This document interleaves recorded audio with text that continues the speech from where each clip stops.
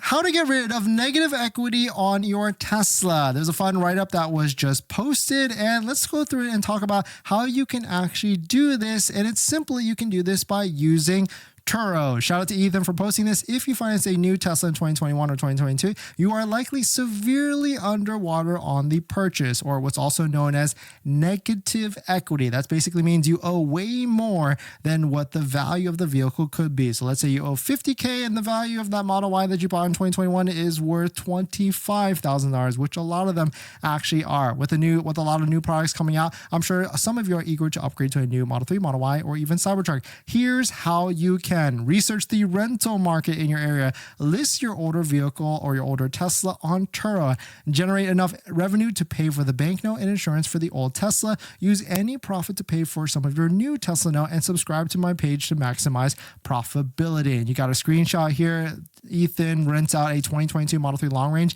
and he's made on that one 2022 Model 3 long range $15,000 in this year alone. But of course, this is before fees, Turo's cut, and any other things that might be included with that on top of that. But still, hey, not gonna lie, that's a pretty nice fee. That's over $1,000 to what, $1,500 a month in revenue renting out their Tesla on Turo, and certainly a viable situation if you want to generate some income, and the kicker, if you have some time to manage your vehicle on Turo, because you will be dealing with a lot of people. And we used to do this. I'll be transparent. We used to do this. We had our Model Y and a Model 3 on Turo, and it was a fun time. It definitely generated some income. I probably made sometimes $100 to $300 a day, but you do have to deal with people. You have to clean the vehicle more often. You have to meet up with people to give them the keys, unless you want to do a remote unlock or something like that. And you have to deal with people as well. And we do not have a bad case that happened in over like 50 or 80 trips that we did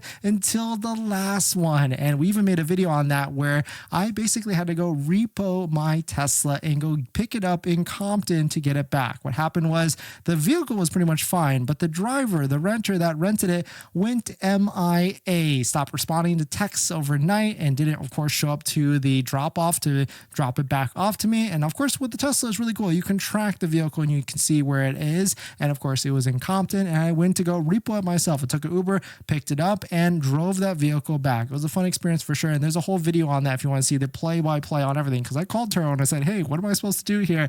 And they basically said, leave it, don't pick it up. That's on you. If you go pick it up, it's at your own risk. And it was a fun story, I guess. And it was nice because nothing happened in the end. And the person, or the reason why they weren't able to return it is because they got arrested.